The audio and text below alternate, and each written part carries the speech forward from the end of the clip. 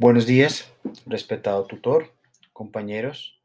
Mi nombre es Carlos Andrés Alfonso Martínez, código 80881C16, estudiante de la materia Estática y Resistencia a los Materiales, y hoy estoy acá para presentar la fase 5, presentación del diseño de la cercha Howe en sus primeras fases, 2, 3 y 4.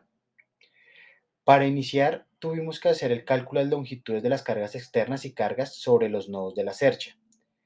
Aquí tuvimos que hacer una explicación sobre las longitudes de los elementos de la cercha tipo Howe, la descripción del método utilizado, la longitud horizontal de cada cercha, que fue de 9 metros, la pendiente de la cercha que nos fue dado, eran 30 grados, y el cálculo de la longitud inclinada de la cercha utilizando la fórmula.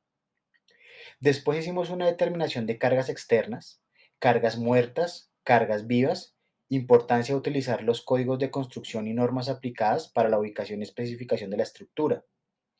Pasamos al paso de los cálculos de las cargas sobre cada nodo. Para ello, utilizamos un análisis estructural para determinar las fuerzas internas en cada miembro de la cercha.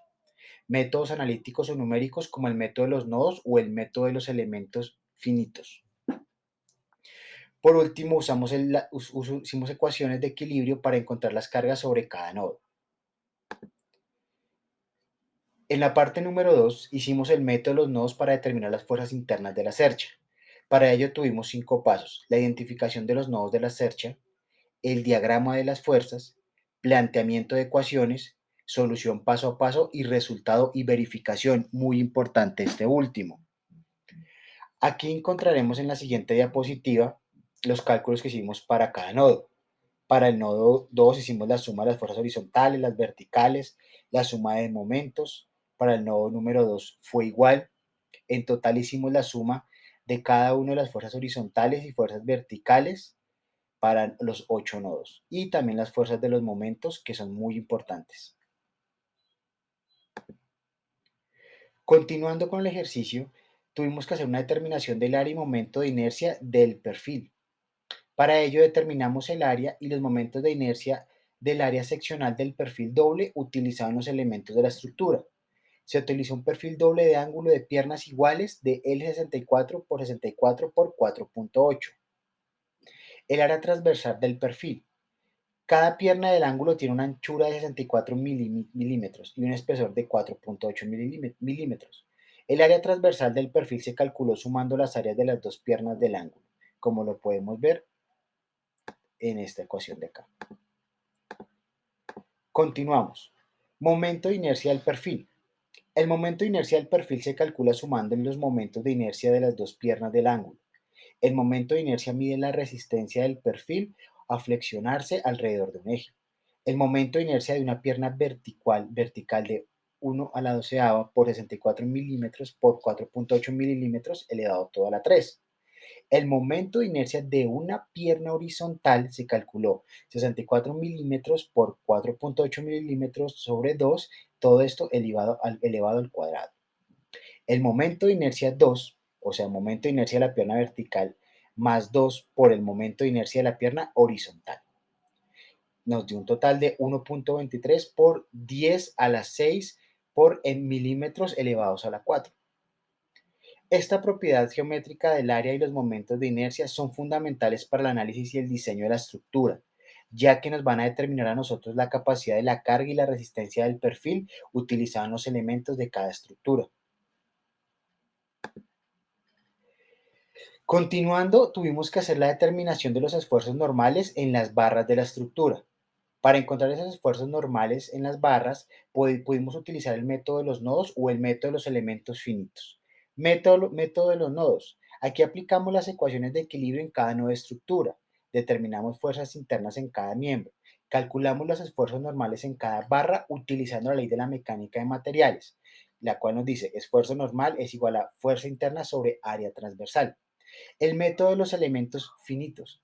Aquí dividimos la estructura en elementos más pequeños. Utilizamos un modelo matemático para determinar las fuerzas internas en cada elemento. Calcular los esfuerzos normales en cada barra utilizando la ley de la mecánica de materiales.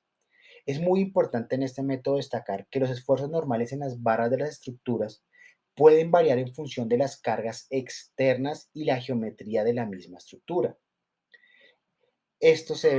Para eso se debe realizar un análisis detallado y así determinar esfuerzos normales en cada barra y asegurarse que la estructura pueda soportar las cargas sin falla alguna.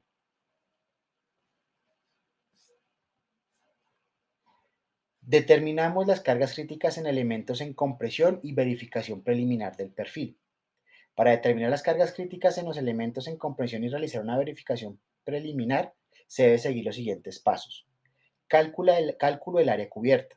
Longitud de la cubierta en la dirección del viento, que nos dio 9 metros.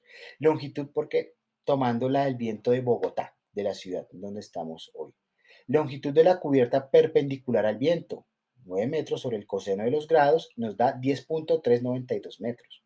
Área de la cubierta, eso nos da 9 metros por 10.392 metros es igual a 93.528 metros al cuadrado. Cálculo del número de cercha. Separación entre cada cercha, 4 metros. Número de cerchas, son tal de 7, pero aquí lo tuvimos que coger 24 metros dividido por 4 más 1 nos da 7.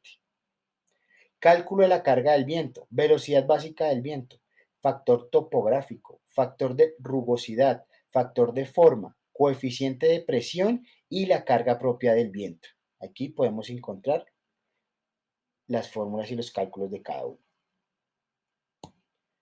Ya para terminar, después de hacemos el cálculo de la carga de viento en cada cercha, el área de la sección transversal del perfil, como lo muestra la ecuación, el momento de inercia de la sección transversal del perfil, también como lo muestra la ecuación, y la longitud de la cercha. Carga de viento en cada cercha. Aquí encontramos todas las ecuaciones y el resultado final. Verificación preliminar del perfil seleccionado. Después de hacer la cálculo del viento, hacemos la carga crítica de la cercha, donde E, esta que ustedes ven acá, que estoy señalando, esta de acá, es el módulo de elasticidad del acero. Y L es la longitud efectiva de la cercha, esta L de acá. Para una cercha con extremos empotrados, la L es igual a la longitud de la cercha, como lo indica aquí la fórmula, dándonos un resultado de 1.045.5 newtons. Carga máxima que puede soportar la cercha, el factor de seguridad PCR. Para una estructura temporal se puede utilizar un factor de seguridad de 1.5, encontrando la ecuación final que nos da 1,568.3 newtons. Para el final tenemos que realizar una verificación preliminar del perfil seleccionado utilizando el criterio de factor de seguridad. Es esencial para asegurar que la estructura sea capaz de soportar las cargas aplicadas sin exceder el límite de su resistencia. Muchísimas gracias por su atención. Feliz día.